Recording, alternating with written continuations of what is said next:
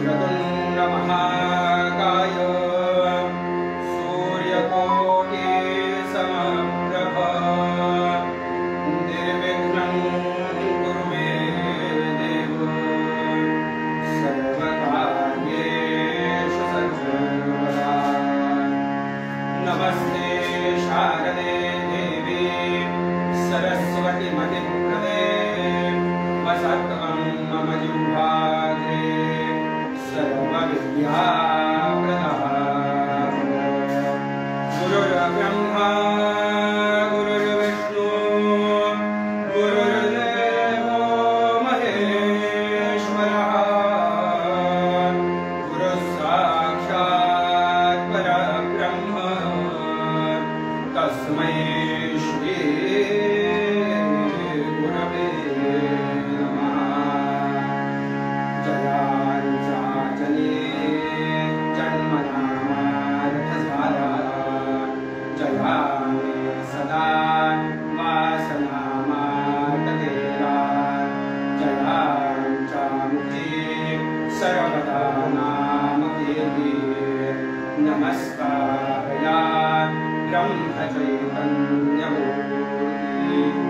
वसुदेवसुतं देवं कंसचाणूरमर्दनं देवकी परमानन्दं कृष्णं वन्दे जगद्गुरुं कृष्णं वन्दे जगद्गुरुं कृष्णं वन्दे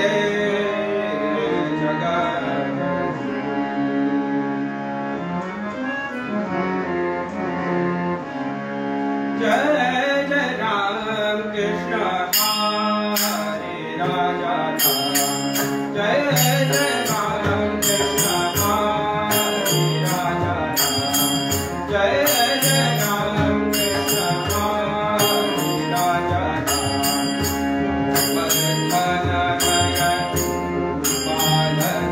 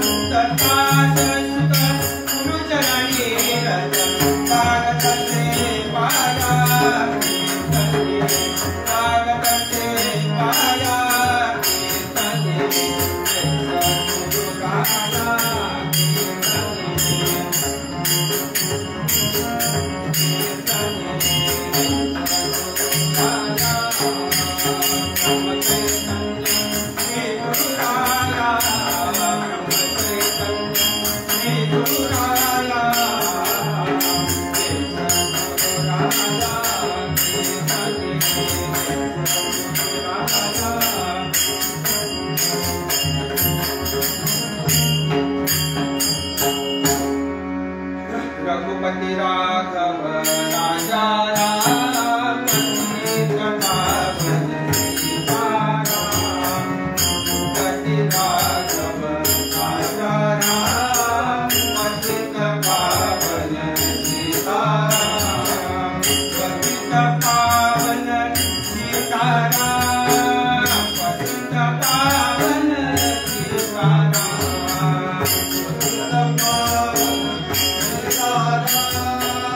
पतित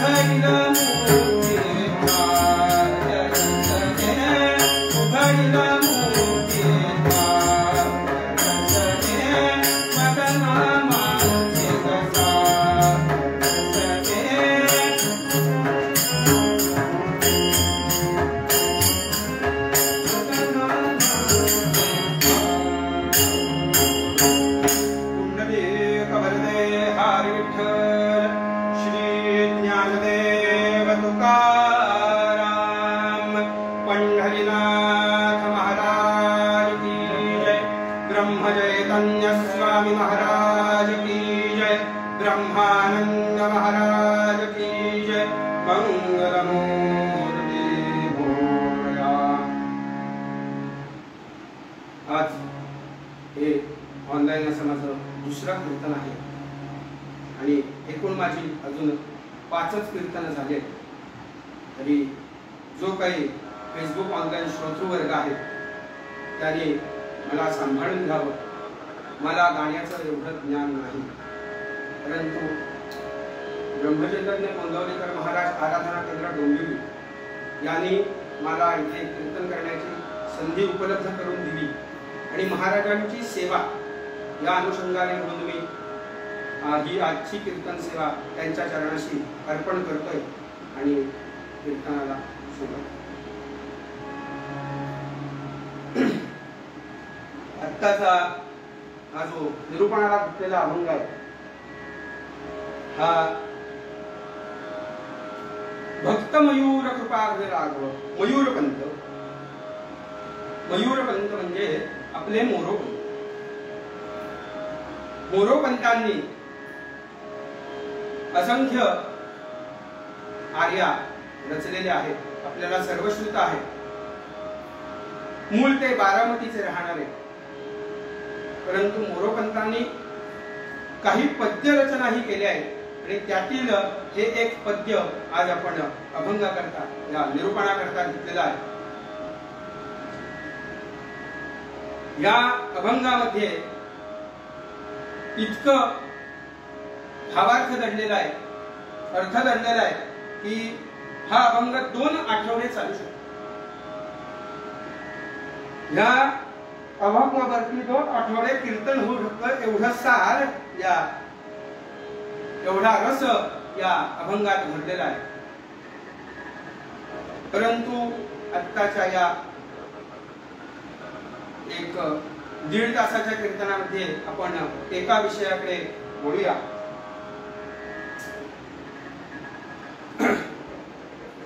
मोरोपंत सांगतात, वद नामाचे सार रसने वद नामाचे सार.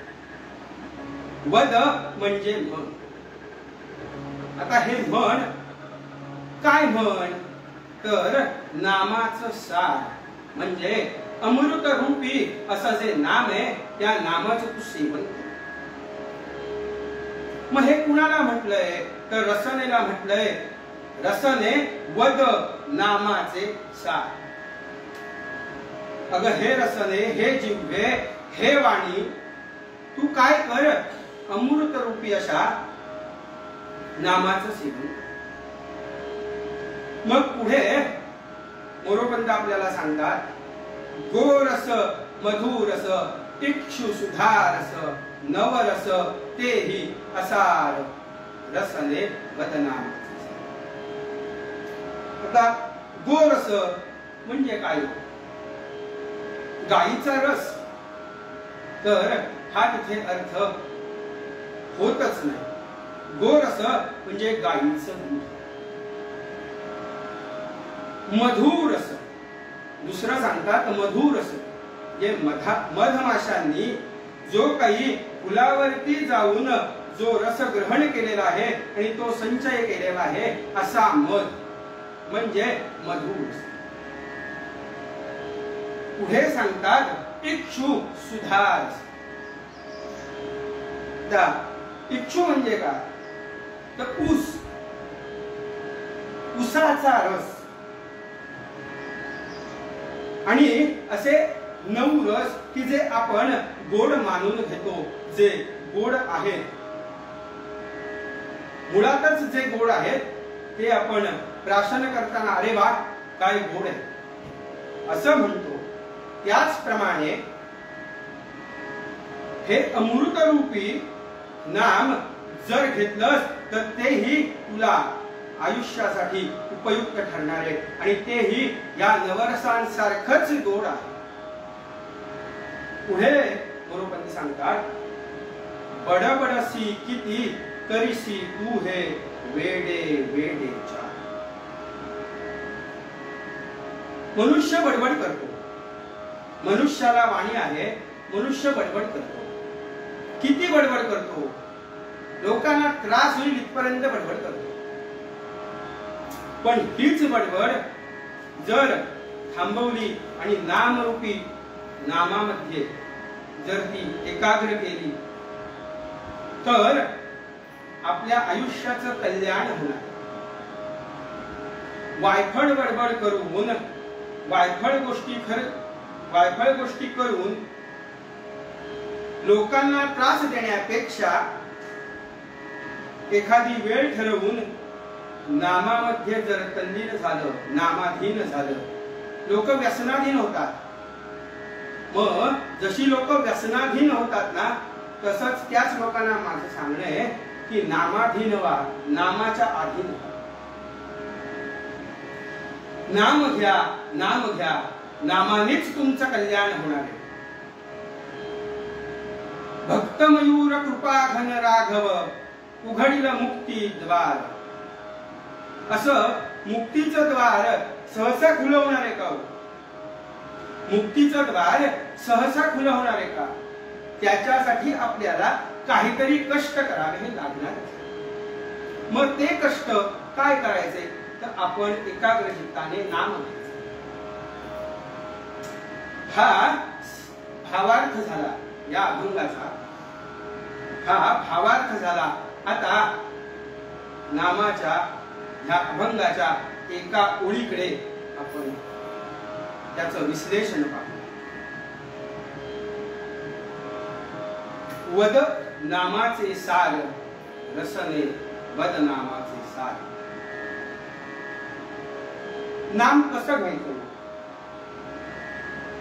की नाम कसं घ्यायचं?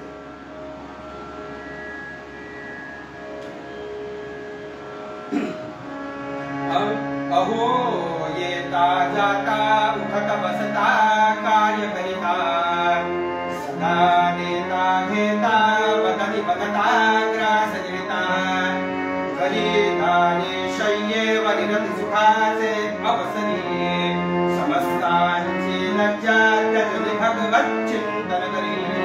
गोपाल कृष्ण भगवान की. अहो नाम कधीही घ्या, येता जाता घ्या, उठत बसता घ्या, कार्य करताना घ्या, कधीही घ्या. नाम जेवढं घ्याल तेवढं तुमचा पुण्य संचय वाढणार. पण हे नाम घेण्याचा अधिकार फक्त वाणीलाच का दिलेला आहे? वाणीला हा अधिकार का दिलेला आहे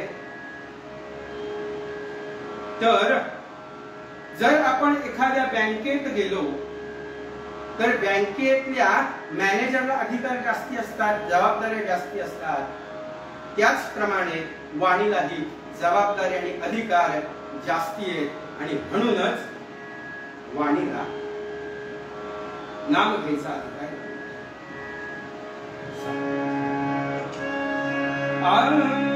विषया वाचो नाही आणि सर्वथा रम्य नाही. विषया वाचो नाही आणि सर्वथा रम्य नाही. ऐसा स्वभावची पाही इंद्रियाचा. विषया वाचो निकाही आणि सर्वथा रम्य नाही. प्रत्येक अवयवाला काही ना काहीतरी काम दिलेली आहे. म्हणजे डोळ्यांनी बघणं,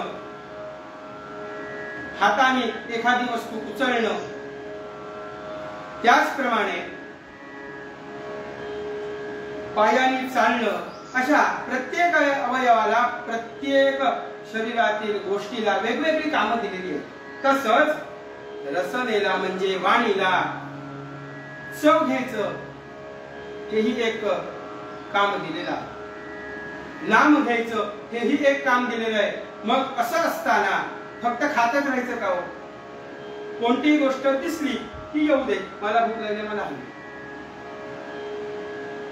एखादी चांगली गोष्ट दिसली, अरे काहीतरी चांगलं कळलं जातंय, चला जाऊन बघूया, खाऊया काहीतरी. असं आपण करतो ना, मग त्याच इच्छेने एखाद्या देवळामध्ये कीर्तन चालू आहे, भजन चालू आहे, तिथे जाऊया, तिथे भगवंताचं नामस्मरण करूया, नाम ऐकूया, असं का नाही होत?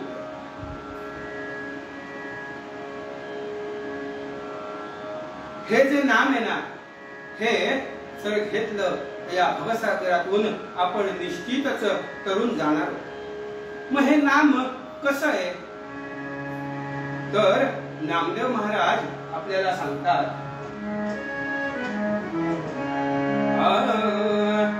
अमृताहुनी गोड नाम तुझे देवा, अमृताहुनी गोड नाम तुझे देवा, नमान केशवा, नमान केशवा, पावन घे, पावन घे, अमृताहुनी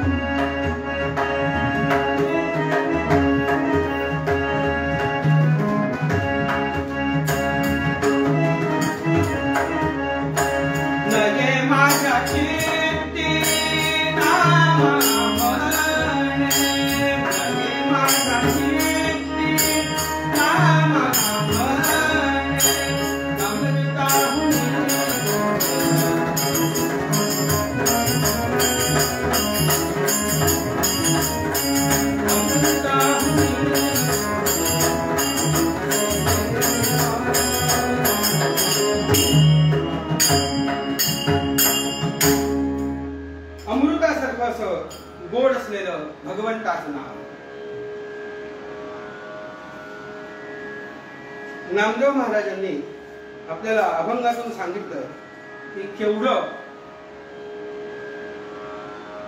अमृतापेक्षा उत्तम असं हे नाम आहे. मग हे नाम आपण का घेत नाही? या कलियुगामध्ये जर आपल्याला तरुण जायचं असेल, या कलियुगात आपल्याला जर का टिकायचं असेल, तर भगवंताचं नाम हेच आपल्याला टिकवू शकतं. मग गोंदवलेकर महाराज आपल्याला सांगतात की नाम हे फक्त तुम्ही घेऊ नका, दुसऱ्यांनाही घ्यायला सांगा. नाम सदा बोलावे, नाम सदा बोलावे, भावे गावे जनासी सांगावे, हाची सुबोध गुरुचा, हाची सुबोध गुरुचा, नामा परते न सत्य मानावे.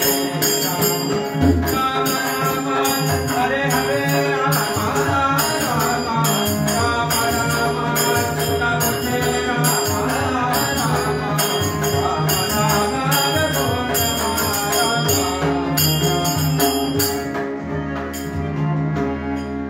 नाम सदा बोलावे, भावे गावे जनासी सांगावे. नाम तुम्ही सतत म्हणत राहा, सतत घेत राहा. भावना प्रधान होऊन भावनेने असं देवाचं नाम घ्या. भावे गावे जनाशी सांगा. नुसतं तुम्हीच घेऊ नका, बाकीचे जे आपल्या आजूबाजूला जे येतील ना, त्यांनाही नाम घ्यायला सांगा. आणि हाची सुबोध गुरुचा, नामा परते न सत्य मानावे. नामापेक्षा कोणतंही सत्य नाही. नाम हे एकच सत्य आहे आणि म्हणूनच राम हेही एक सत्य आहे, म्हणून राम नाम सत्य आहे. मग असं रामाचं नाव, असं भगवंताचं नाव जर घेतलं तर निश्चितच आपण पुढे जाणार.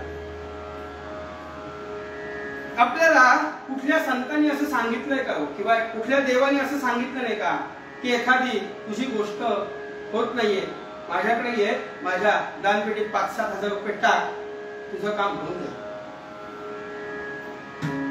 असं कोणत्याच संतांनी, कोणत्याच देवानी सांगितलेलं निश्चितच नाही.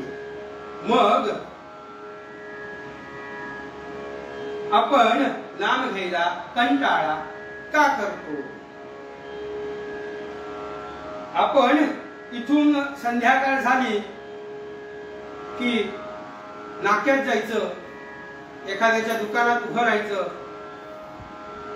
तिथे वायफळ बडबड करायची आणि घरी यायचं. पण तोच काही तासभर असतो ना, त्या तासभरामध्ये आपल्याच नाक्यात देवीचं देऊळ आहे, तिथे आरती चालू असते. त्या आरतीला आपण जातो का हो? तिथे देवाचं स्थान आहे, तिथे नाम घेतलं जात आहे, तिथे आरती केली जाते, तिथे आपण जातो का? तर नाही जात. आपण वायफळ बडबड करतो, टावाळक्या करतो आणि निघून येतो. पण तिथे जर गेलं, त्या देवळात गेलं, आरती केली तर तुमच्या तोंडातून भगवंताचं नाम येणारे, नाव येणारे आणि ते तुम्हाला निश्चितच पुण्यकारक ठरणार. कलियुगामध्ये नामापेक्षा दुसरं काही सुयोग्य साधन भवसागरातून तरुण जाण्यासाठी आपल्याला नाही. भागवतामध्ये एक श्लोक येतो, हृदयाध्यायतो विष्णुं त्रेतायां यजतो मखैः द्वापारे परिचर्यायां कलौ तद्धरिकीर्तना.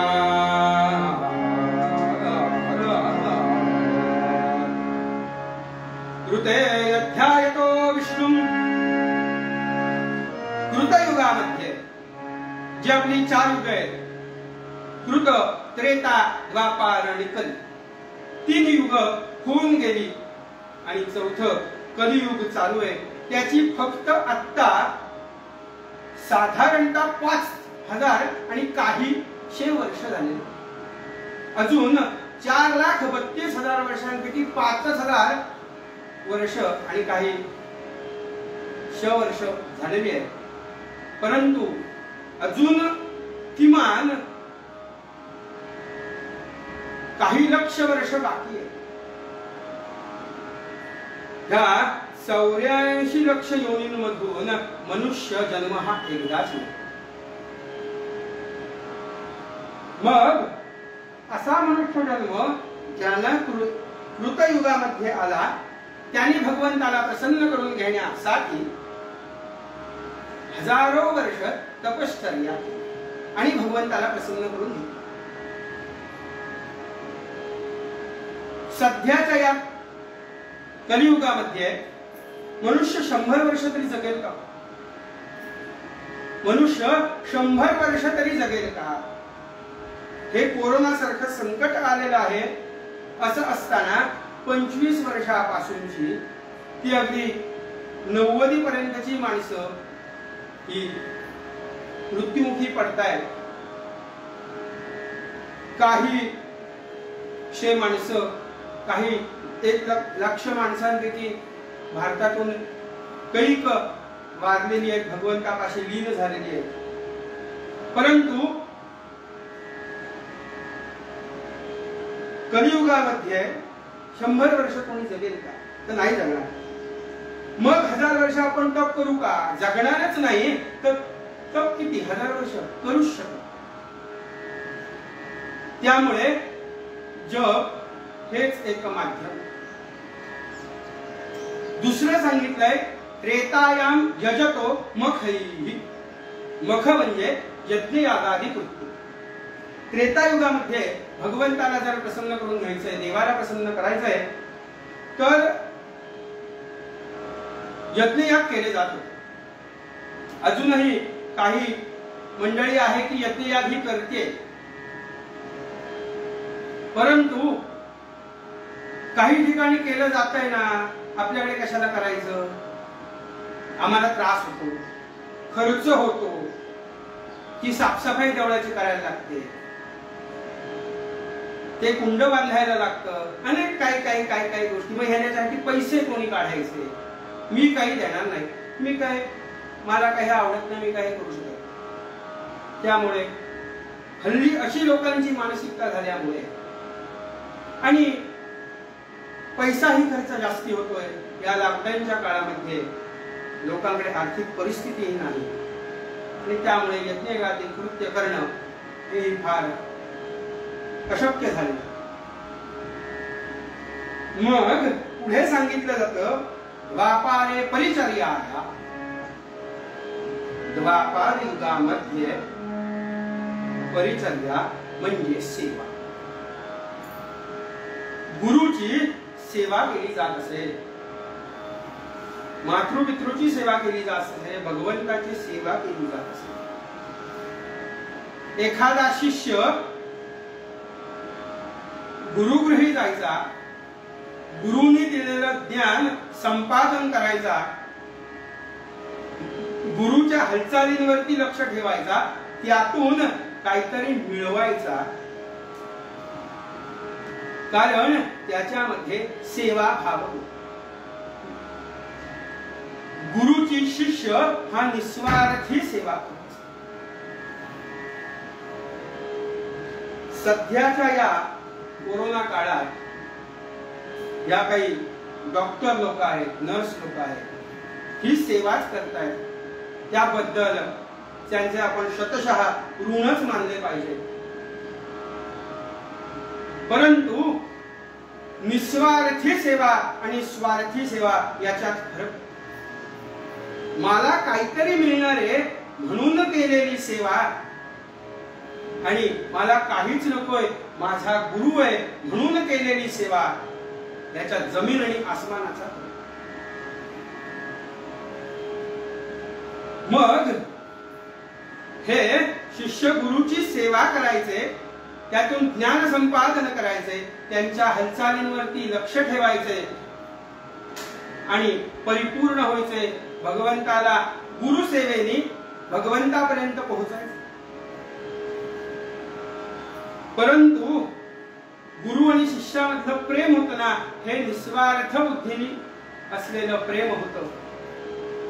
कलियुगात निस्वार्थ प्रेम मिळणं शक्यच नाही. आणि जर निस्वार्थ प्रेम आपल्यावर जर कोण करत असेल या कलियुगामध्ये सुद्धा, तर दोनच. एक म्हणजे साक्षात भगवंत आणि दुसरी म्हणजे आपली आई. ही आई ही निस्वार्थ बुद्धीने आपल्या मुलावरती प्रेम. परंतु या कलियुगामध्ये या दोन गोष्टी व्यतिरिक्त, या दोन भगवंत आणि आई या दोघांव्यतिरिक्त निस्वार्थ प्रेम, निस्वार्थ भाव नाही. म्हणून सेवा ही नाही. कारण मला निस्वार्थ सेवा केली तर काहीच मिळणार नाहीये, पण एखाद्याची सेवा केली, सेवा शुश्रूषा केली तर मला निश्चितच काहीतरी आर्थिक लाभ होणार आहे. त्यामुळे भगवंत प्रसन्नच होतो. मग कलहू तद हरिकीर्तना. पुढे सांगितलंय कलहू तद हरिकीर्तना. जिथे भगवंताचं नामस्मरण आहे, तिथे भगवंताची सेवा केली जाते, तिथे भगवंताचं नाम घेतलं जातंय, भजन कीर्तन अशा काही गोष्टी ज्या आहेत त्या केल्या जात आहेत. तिथे आपण जा, ती सेवा डोळ्यांनी बघा, त्या गोष्टी डोळ्यांनी बघा, आतमध्ये हृदयात साठवून ठेवा आणि त्याप्रमाणे कीर्तनातल्या ज्या गोष्टी आहेत त्या कीर्तनकार सांगत असतो, किती जण आचरणात आणतात. प्रत्येक ठिकाणी बुवा उभे राहिले की सांगतात, नाम घ्या, देवाची भक्ती करा, काही ना काहीतरी कोणत्या ना कोणत्या गोष्टीने भगवंताकडे आपण जाऊया असंच कीर्तनकार आणि प्रवचनकार सांगत असतात. पण ते आपण ऐकत नाही. कारण हे जे नाम आहे ना, हे फुकटचं नाम आहे. त्याला काही पैसे मोजावे लागत नाही किंवा अन्य काही गोष्टी करायला लागत नाही. म्हणून आपण त्या गोष्टींचा कंटाळा करतो. फुकाचे हे नाम तरी का कंटाळा, फुकाचे हे नाम तरी का कंटाळा, फुकाचे हे नाम तरी का कंटाळा, अंतरी निभाळा नाही कोणा, अंतरी निभाळा नाही कोणा, फुकाचे हे नाम तरी का कंटाळा,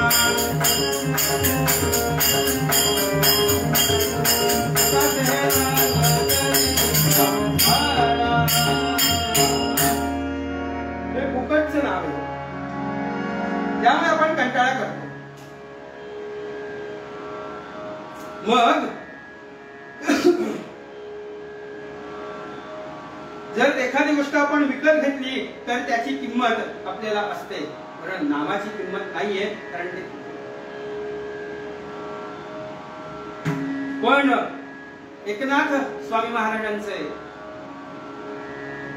नातू मुक्तेश्वर महाराज म्हणतात की इंद्रादी देव अमृत प्राशिती, इंद्रादी देव अमृत प्राशिती म्हणजे इंद्रादी देव जे आहेत ना ते अमृत प्राशन करतात, परंतु कल्पांती नाश पाविती, कल्पाच्या अंतात त्यांचा नाश आहे. परंतु या कलियुगामध्ये जो नाम घेतोय ना तो अजरामर राहणार आहे.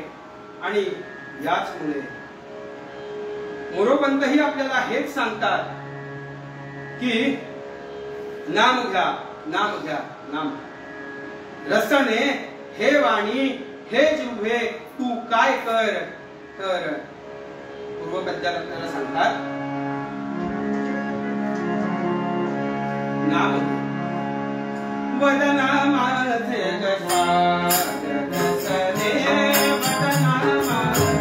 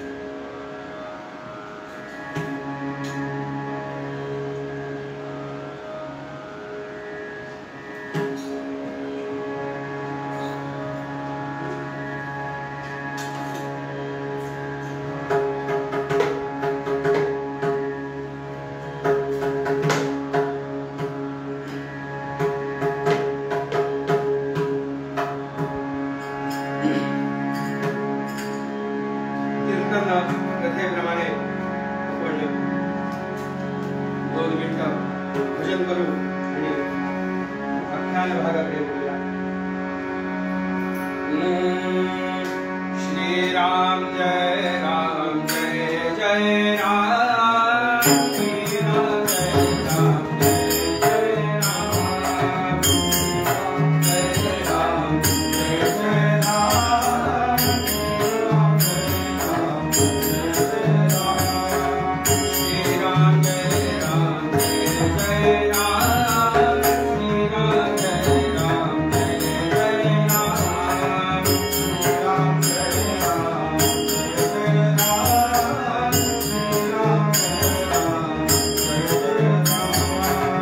श्री राम जय राम जय जय राम, श्री राम जय राम जय जय राम,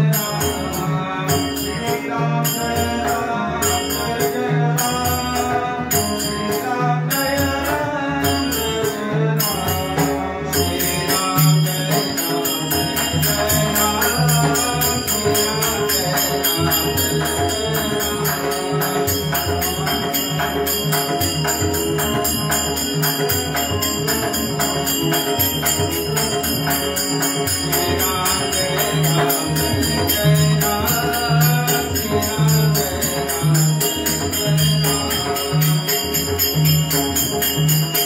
जय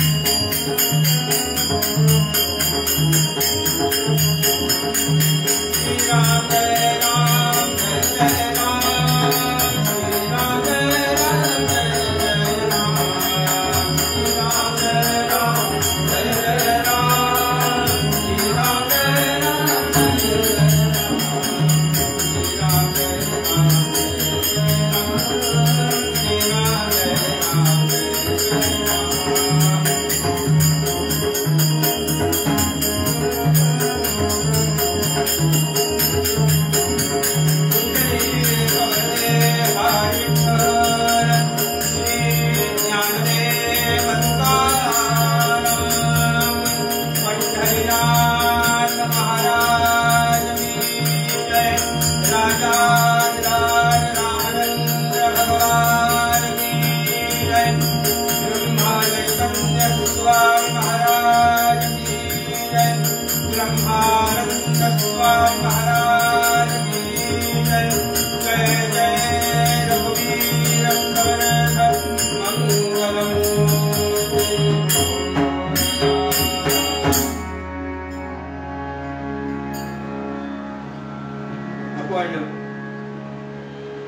रामायणामधला एक प्रसंग बघणार आहोत.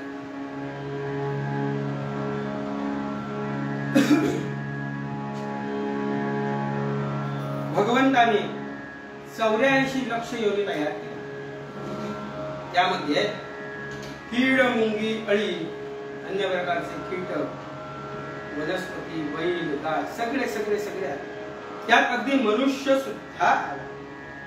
असं म्हटलं जातं 84 लक्ष योनींचा फेरा झाला की मनुष्य जन्म घेतो. पण या मनुष्य जन्मामध्ये येऊन सुद्धा आपण नाम घेत नाही ही एक खंत आहे. पण वाणी नसून सुद्धा भगवंताची भक्ती करायची जर मनापासून इच्छा असेल ना, ती भक्ती भगवंतापर्यंत पोचते. अशी एक रामभक्ताची कथा आज आपण पाहू. काय झालं? ज्या वेळेला प्रभू रामचंद्रांचा राज्याभिषेक करायचा असं ठरलं आणि ही बातमी मंथरेला लागली. मंथरेने कैकईचे कान भरायचे ठरवले. ती कैकईच्या महालामध्ये आली, तिचे कान भरले, म्हणाली रामाला राज्याभिषेक करताय तुझ्या पोटच्या मुलाचा तू विचार कर, भरताला राज्यावरती बसव आणि रामाना वनवासाला पाठव. कैकेयी माता म्हणाली, राम हा माझ्यासाठी प्रिय आहे, अशा प्रिय रामाला मी वनवासाला कशी पाठवू. मंथरेने सांगितलं, अगं तो तुझ्या पोटचा मुलगा नाही, पोटचा मुलगा हा भरत असतो, त्याला राज्यावरती असतो. पण हे शक्य नाही, मी भरताला राज्यावरती कसं बसवणार. त्यावेळेला मंथरेने कैकेयीला सांगितलं, युद्धाच्या वेळेला दशरथ राजाने तुला 2 वर सांगितलेले होते, तू जेव्हा तुला वाटेल तेव्हा तू ते मागून घे, आत्ता मागायची वेळ आहे. कैकेयीच्या लक्षात आलं, ती दशरथ राजाच्या महालामध्ये गेली, दशरथ राजांना विनंती केली, युद्धाच्या वेळेला आपण जे 2 वर सांगितलेले होते ते मला आत्ता हवे. दशरथ राजा म्हणाला, माग, काय मीच द्यायचो ना वर, देतो, काय हवे तुम्हाला. त्यावेळेला दशरथ राजा मी सांगितलं आणि कैकेयी मातेने दशरथ राजांकडे पाहिलं आणि म्हणाल्या, माझ्या भरताला राज्यावरती बसवायचं आणि रामाला वनवासाला. दशरथ राजा खूप दुःखी झाला, परंतु आपणच वर दिले, मग मागे कसे देणार. राजाने तथास्तु म्हटलं आणि कैकेयीला फार आनंद झाला. काही वेळाने, कालांतराने एक वेळ अशी आली, प्रभू रामचंद्र आपल्या आई वडिलांच्या आज्ञेमुळे वनवासाला राहिला.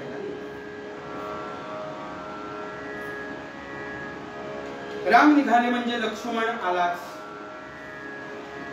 रामांच्या पाठीशी लक्ष्मण लागला आणि लक्ष्मणही रामांबरोबर वनवासाला. एवढ्यात प्रभू रामचंद्र वनवासाला निघाले ही बातमी जानकी मातेला समजली.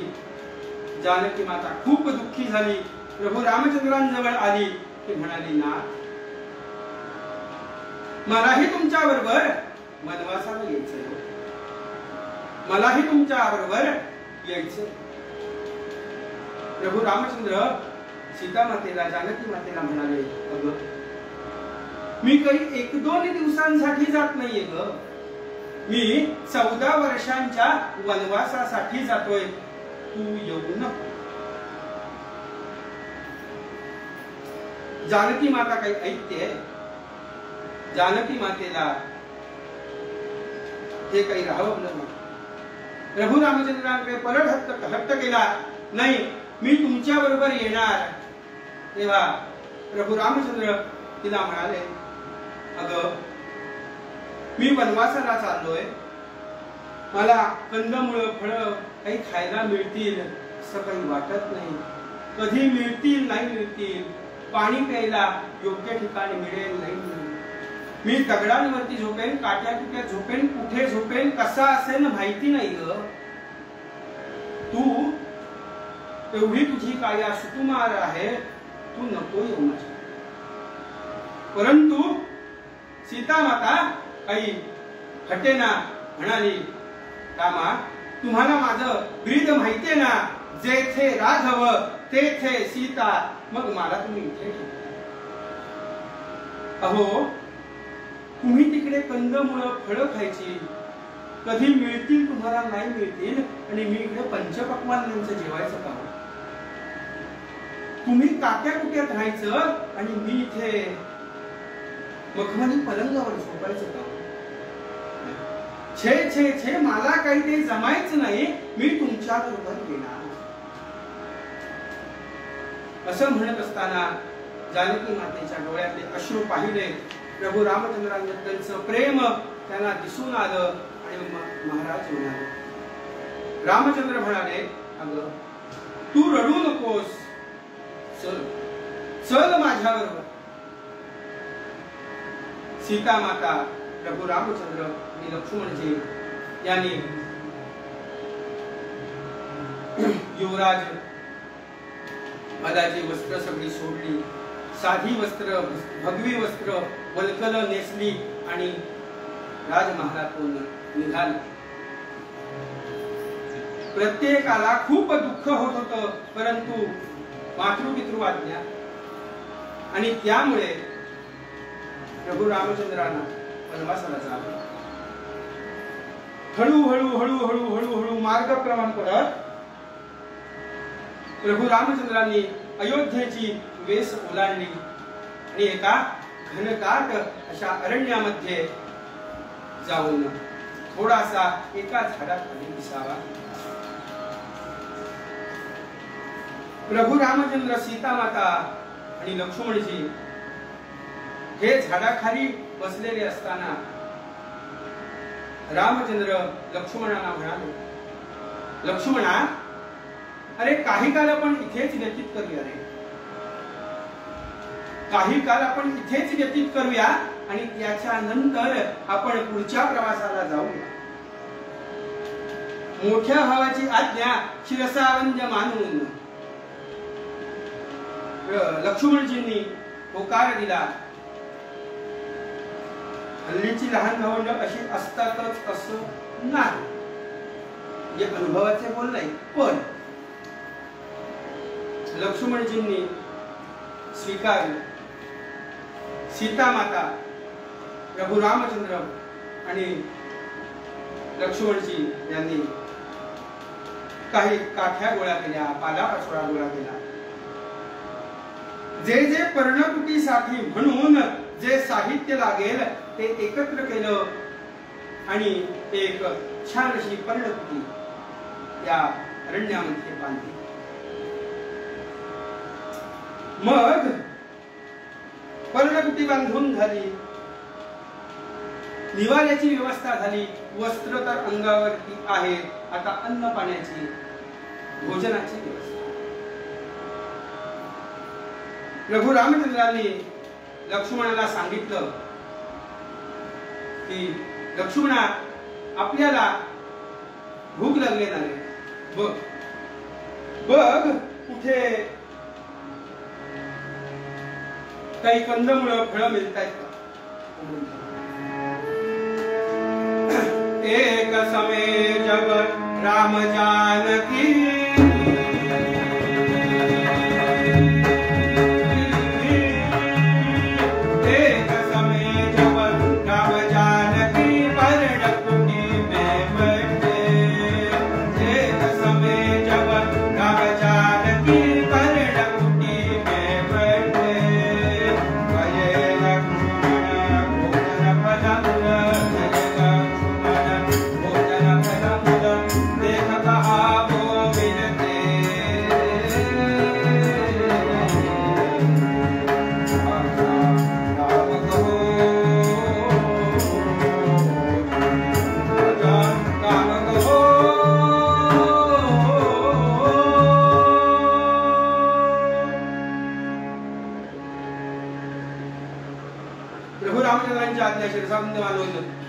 लक्ष्मणजी कंदमुळं शोधण्यासाठी रानामध्ये निघून गेले.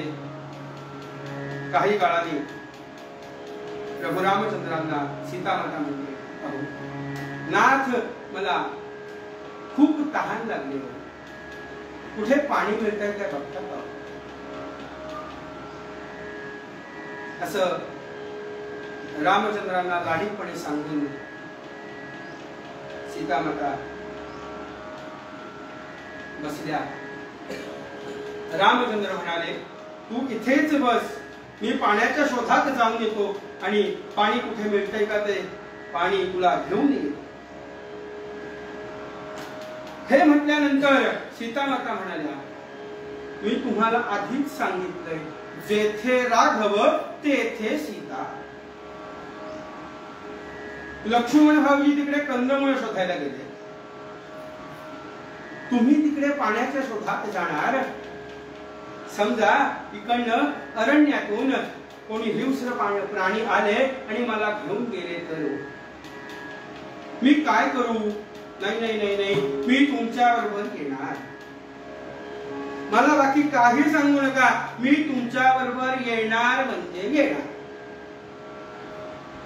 बालहट्ट आणि स्त्री हट्टापुढे कुणाचंच काही चालत नाही. रामचंद्रांचंही तेच झालं. रामचंद्र म्हणाले, चला दोघं मिळून पाण्याच्या शोधात जाऊ. पर्णकुटीतून बाहेर आले आणि काट्याकुट्यांच्या दगडधोंड्यांच्या रस्त्यामधून चालू. जंगलातले रस्ते होते. हल्लीसारखे डांबरीकरण किंवा कॉन्क्रीटचे रस्ते नव्हते, पण जे होते ते स्वच्छ होते. हे तर आपला मुंबई गोवा हायवे किती वर्ष तरी बांधताय. चिखल आहे तो आहेच, असो, राजकारणात जायचं नाही. दोघे जण निघाले. काटे टोचतायत, दगड लुटतायत, काय काय होत नाही, पण पाणी तर हवंय. पाण्याच्या शोधार्थ म्हणून दोघे जण मार्गक्रमण करतायत. सीता माता, रामचंद्र एकमेकांशी गप्पा मारत मारत मारत मारत मार्ग पादाक्रांत करतायत. पण शेवटी जीव आहे, प्रत्येकाचा हा जीव आहे. आणि म्हणून सीता माता काही काळ दूर गेल्यावर थकल्या. सीता माता काही दूर गेल्यावर थकल्या आणि बसल्या. म्हणाल्या, आता काही मला चालणं शक्य नाही. मी थोडा वेळ बसते आणि मग परत आपण जाऊया. हो, प्रभू रामचंद्र म्हणाले, ठीक आहे. काही काळ बसल्या, परत पाण्याच्या शोधामध्ये निघाले. एकीकडे प्रभू रामचंद्रांना सीता माता सांगतायत, काय करू हो, काय करू, खूप तहान लागले.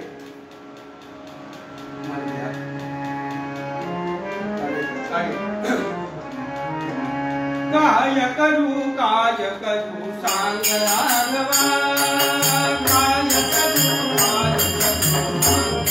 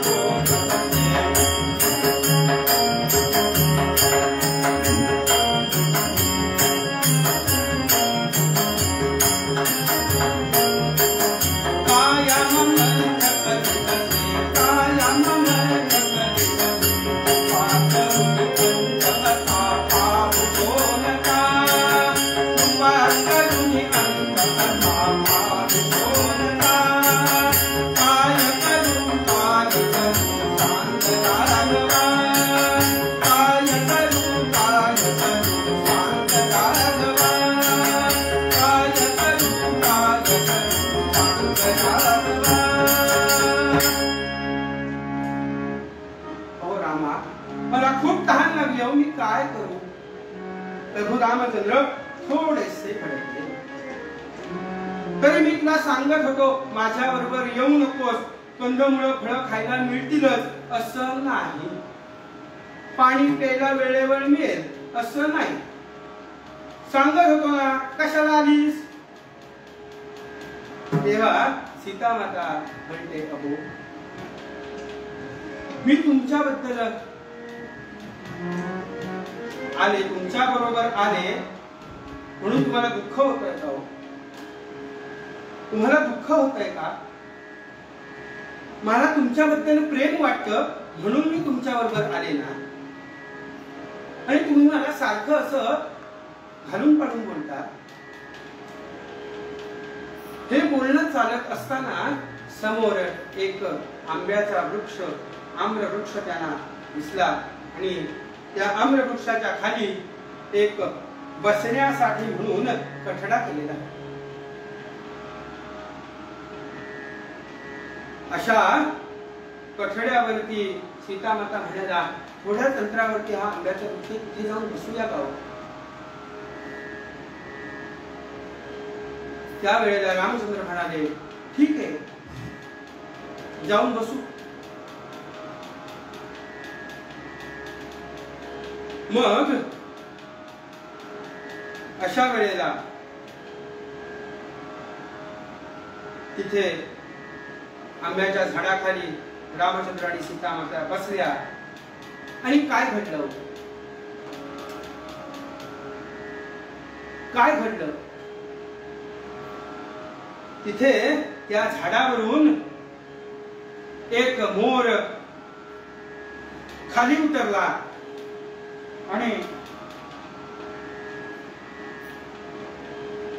मोरांनी खाली उडी मारली आणि सीतामातांच्या काळजामध्ये धस्स झालं. अहो रामा, हे काय, हे काय, हे एवढा मोठा, एवढा भला मोठा मोर? तेव्हा प्रभू रामचंद्र म्हणाले, अगं, हे जंगल आहे, या जंगलात असे मोठमोठालेच मोर असणार. मग तू काही त्याला घाबरू नकोस, आणि मी तुझ्या बरोबर आहे, कोणीही तुला काहीही करणार नाही, काळजी करू नकोस. असं बोलणं चालू असताना काय झालं? भव्य पिसारा फुलवणे मयुरे, भव्य पिसारा फुलवणे मयुरे, थय थय थय थय नाचे नाचे, थय थय थय थय नाचे.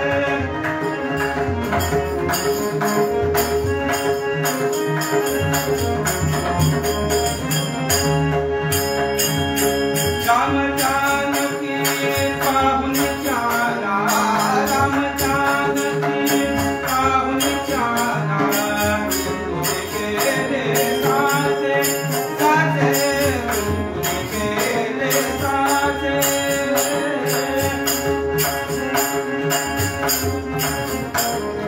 भव्य पिसारा फुलवणी मयुरे, थय थय थय थय नाचे नाचे, थय थय थय थय नाचे नाचे, थय थय थय थय नाचे.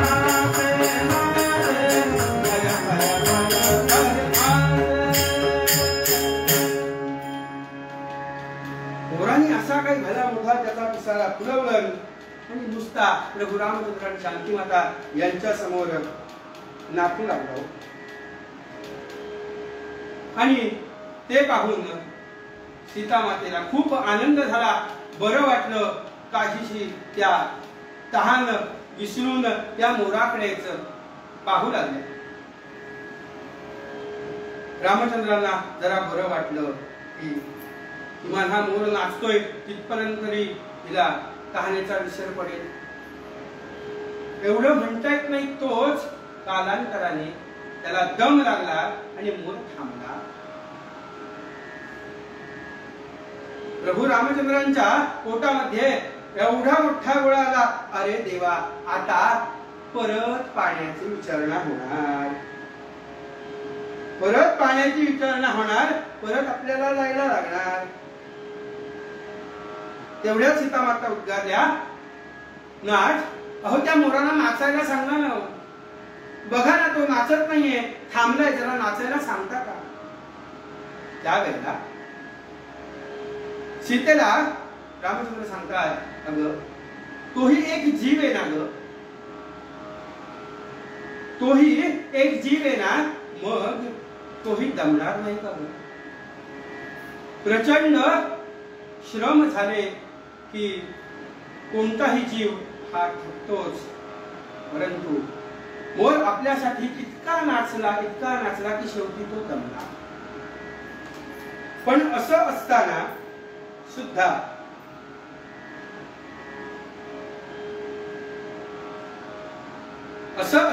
सुद्धा आपण कोणतीच गोष्ट त्याला सांगितली नाही, परंतु त्याने आपलं मन रमवलं नाही. आपण त्याला सांगितलं का, नाच, झाडावरनं खाली उतर, आमच्या समोर पिसारा फुलं, आमच्या समोर नाच, आपण सांगितलं नाही. मग असं असताना आपण कोणत्या अधिकाराने त्याला सांगायचं की तू नाच म्हणून? छे छे छे, मला काही ते जमणार नाही.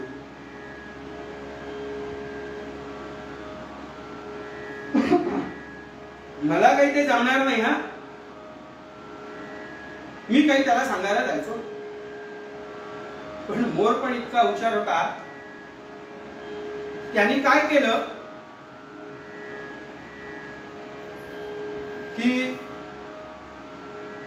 सीता मातेची बहुतेक त्याला चणचण कळली होती आणि म्हणून तो हळूहळू हळूहळू चालायला लागला आणि चालता चालता चालता चालता एक एक पीस जे आहे ना ते खाली सोडू लागला.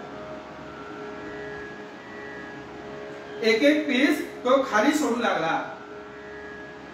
सीता मातेने रामचंद्रांना सांगितलं, अहो नाथ, अहो रामा, मी हे जरा पीस उचलून येते. हा, असं बालिशपणाने आणि लाडीपणाने प्रभू रामचंद्रांना सांगितल्यानंतर प्रभू म्हणाले, ठीक आहे, जा, जाऊन ये.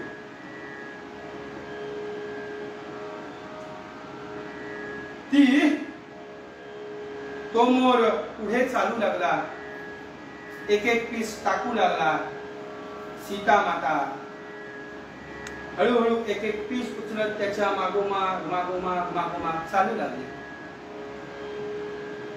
मग प्रभू रामचंद्रांच्या पोटात परत गोळ आला. अरे, कोणी राक्षस किंवा अन्य कोणी शक्ती नाही ना की जी शक्ती मला सीतेपासून बाजूला ओढते. मोर रूप धारण करून कोणी तिला माझ्यापासून दूर तर नेत नाही ना. प्रभू रामचंद्रांना संशय आला आणि म्हणून प्रभू रामचंद्र हे सीता मातेच्या संरक्षणार्थ त्यांच्या मागून चालू. त्यामुळे पुढे मोर, मागे पिस उचलत सीता माता आणि त्यांच्या मागे संरक्षणार्थ प्रभू रामचंद्र. हळूहळू हळूहळू जातायत जातायत जातायत आणि तो मयूर, तो जो मोर होता ना, तो कुठे येऊन थांबला हो.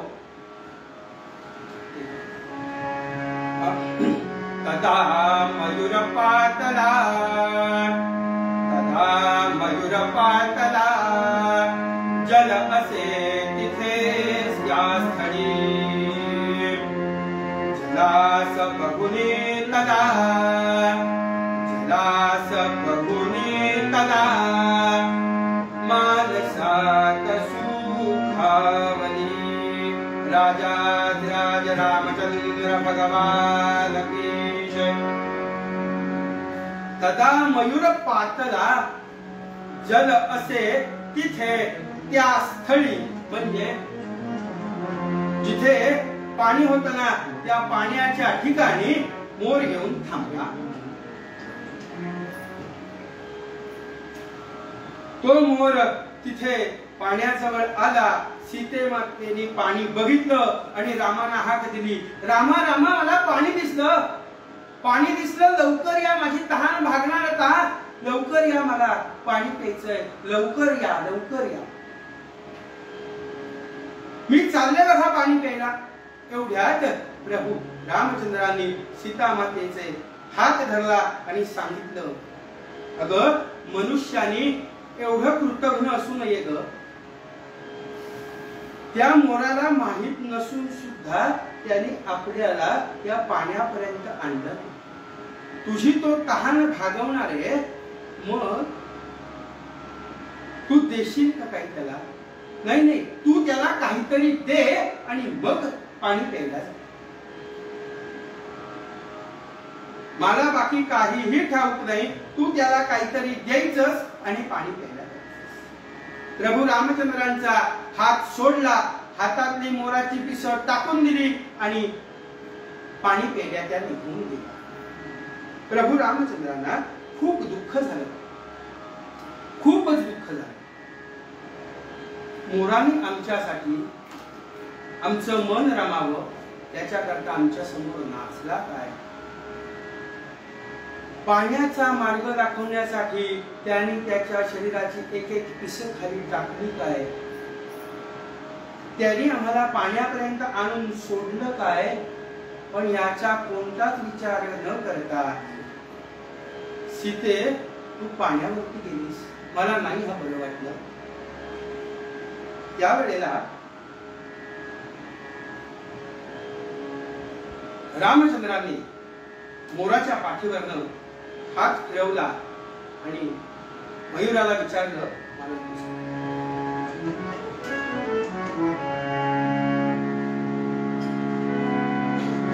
मयुरा काय हवे तुझं सांग, मयुरा काय हवे तुझं,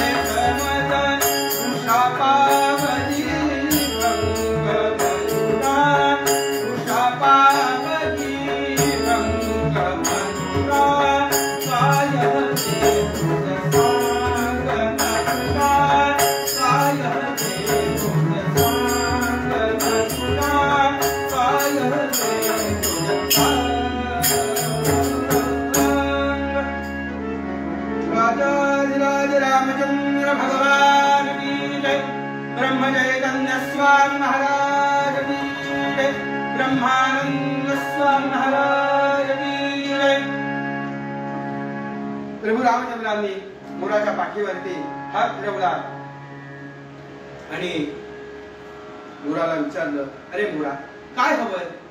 तू आमच्यासाठी एवढं केलंस, तुला काय हवंय ते सांग. मयुराच्या पाठीवरनं मोराच्या वरनं रामचंद्रांनी हात फिरवलेला होता. त्याला रामचंद्रांनी हात फिरवल्यानंतर मनुष्यवाणी प्राप्त झाली आणि मनुष्यवाणीने तो रामांशी बोलू लागला. म्हणाला, रामराया तुमची सेवा करायची हो, मला तुमच्याशी राहायचंय, तुमच्या पाशी राहायचंय, तुमच्या जवळ राहायचंय,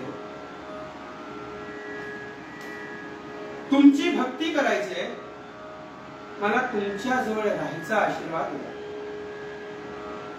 अरे मोरा, मयुरा, हे तू काय मागितलंस?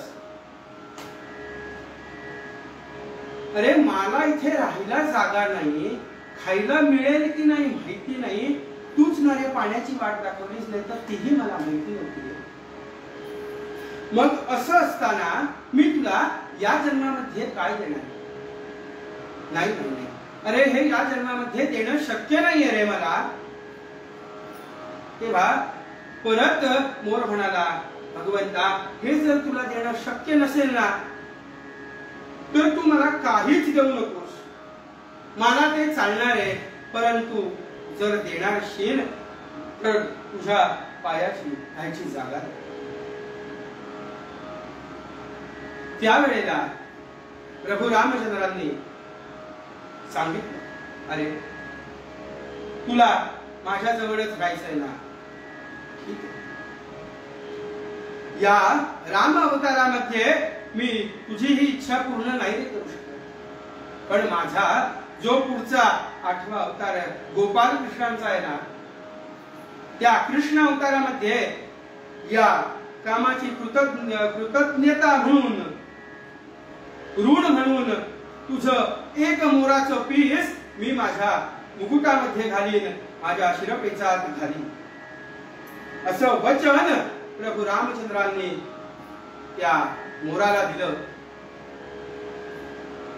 मोर म्हणाला, या जन्मी नाही तर नाही, पण पुढच्या जन्मी तरी आपला सहवास मला मिळणार आहे, हे काही कमी झालं? अहो हे माझ्यासाठी परम भाग्य आहे. त्यावेळेला प्रभू रामचंद्र म्हणाले, मोरा मी तुला माझ्या जवळ ठेवणार आहे, मग तुझं पावित्र्य तुला राखावं लागेल. पावित्र्य मात्र तुला राखावं लागेल. हा मोर म्हणाला, अहो काय करायचं म्हणजे आमचं पावित्र्य राखलं जाईल. तेव्हा रामचंद्र सांगतात, नर आणि मादी यापासून आजपर्यंत तुमची उत्पत्ती झाली ना. आता मी तुम्हाला असा आशीर्वाद देतो की तुमची उत्पत्ती ही तुमच्या अश्रूंनी होईल आणि त्यामुळे तुमची पवित्रताही राखली जाईल आणि तुमची संख्याही वाढेल. आणि म्हणून ज्या वेळेला वसंत ऋतू येतो किंवा पावसाळा जवळ येतो, पाऊस पडायला लागतो, त्यावेळेला थुई थुई थुई थुई मोर नाचू लागतात, आनंदून जातात. आणि या आनंदाच्या भरामध्ये त्यांच्या डोळ्यामध्ये पाणी येतं आणि ते पाणी टिपण्यासाठी लांडोर तिथे येऊन ते पाणी प्राशन करते आणि मग पुढची त्यांची उत्पत्ती. हा रामायणातला प्रसंग आहे, प्रभू रामचंद्रांनी दिलेला आशीर्वाद आहे. आणि त्यामुळे तिथपासून त्यांची उत्पत्ती ही त्यांच्या अश्रूंनी व्हायला लागली. प्रभू रामचंद्रांनी मोराला आशीर्वाद दिला आणि तेवढ्यात सीता माता तिकडनं आल्या. म्हणाल्या, मोरा काय हवंय रे तुला, काय हवंय सांग बघू दे. त्यावेळेला रामचंद्र सांगतात, तू काहीच देऊ नकोस. त्यांनी असं मागितलं नाही की पण आत्ता या जन्मात आपण देऊ शकत नाहीये. असं काय मागितलं तर आपल्या जवळ, माझ्याजवळ माझी सेवा करण्याची त्याला संधी आहे, माझ्या जवळ त्याला राहायचंय. म्हणून मी माझ्या कृष्ण अवतारामध्ये मोराचं पीस घालीन असा त्याला आशीर्वाद दिलाय. कोणत्याही ठिकाणी आपण जा, कोणत्याही गोपालकृष्णाच्या, राधाकृष्णाच्या मंदिरात जा, तुम्हाला त्याच्या मुकुटामध्ये मोर पीस हे दिसेल. आपण म्हणतो राम एक वचनी, एक पत्नी, एक वाणी आहे. प्रभू रामचंद्रांनी राम अवतारामध्ये दिलेलं वचन हे कृष्ण अवतारामध्ये पूर्ण केलं. मोराला आशीर्वाद दिला आणि मोर आणि प्रभू रामचंद्र आणि सीता माता त्यांच्या मार्गाने निघून जाऊ लागल्या. एवढ्यात काय झालं, काहीतरी काय झालं काही माहित नाही. मोराने परत प्रभू रामचंद्रांना हाक मारली. म्हणाले, रामा, मला ही जो तुम्ही मनुष्यवाणी दिले ना, ही पहिली काढून घ्या बघू दे. ती मनुष्यवाणी मी माझ्याजवळच ठेवली. यावेळेला प्रभू रामचंद्र मोराला म्हणतात, अरे कुणाला मिळत नाही की तुला मिळाले ना, ती तुझ्याकडेच ठेवून घे रे, तुझ्याकडेच ठेवून घे, की तुझ्याजवळ निश्चितच चांगली राहील. तू काही तुझं वाईट, त्या वाणीने तू काही वाईट करणार नाहीस. त्यावेळेला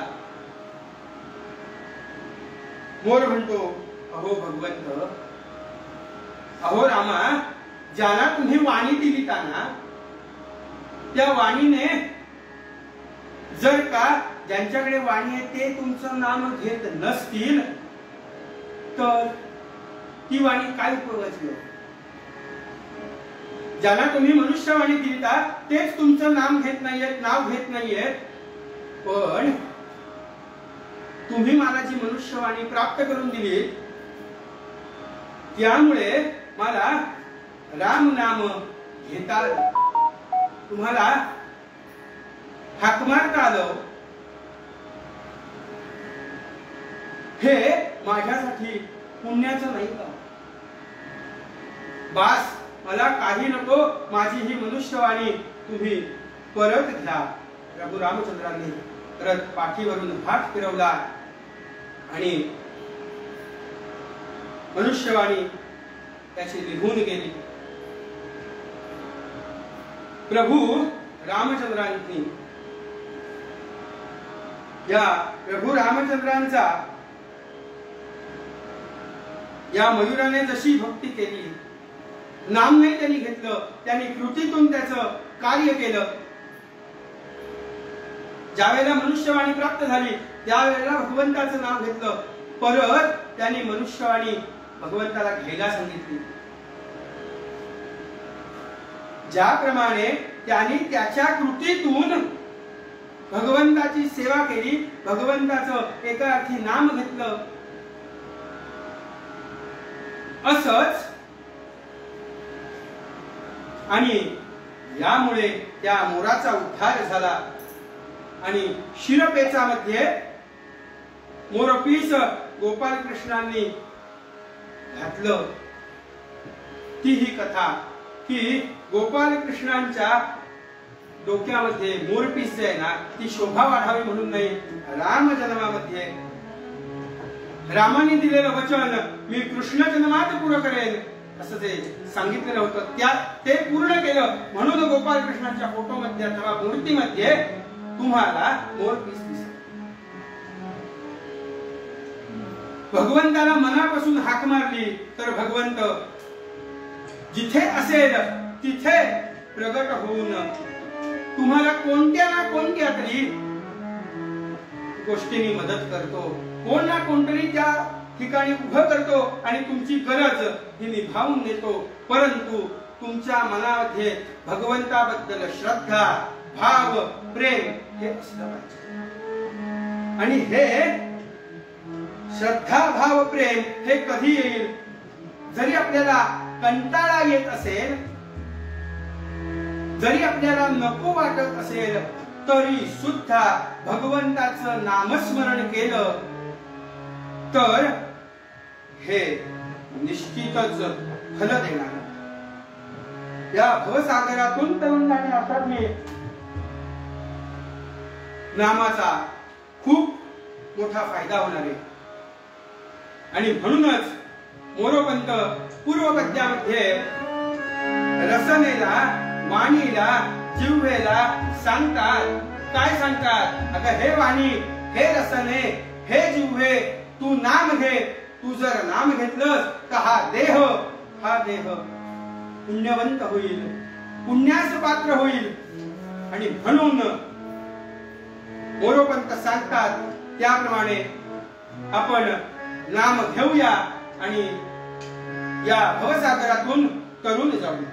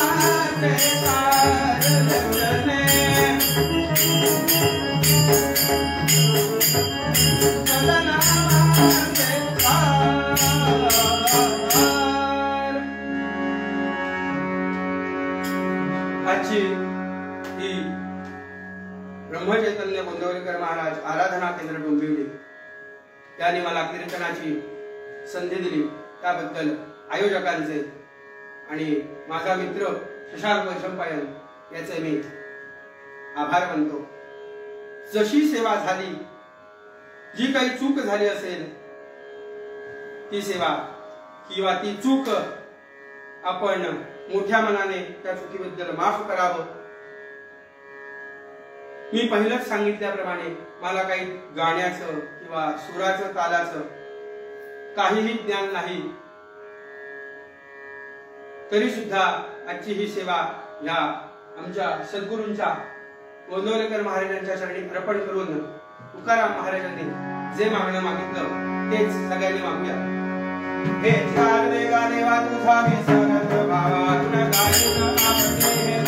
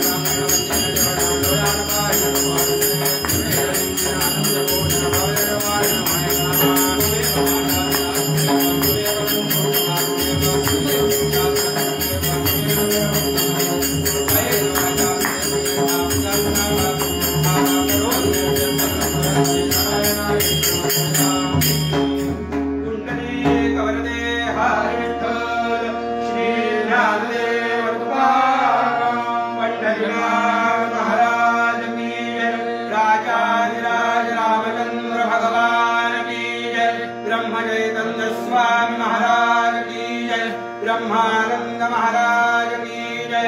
जय जय रघुवीर समर्थम सर्वदा योग तुझा घडावा, जे कारणी देह माझा घडावा. उपेक्षू नको गुणवंता अनंता, भूनायका मागणे हेची आता. उपासनेला दृढ चालवावे, भूदेव संता सुधारवावे. सत्कर्मयोगे वय घालवावे, सर्वामुखी मंगल बोलवावे. जय जय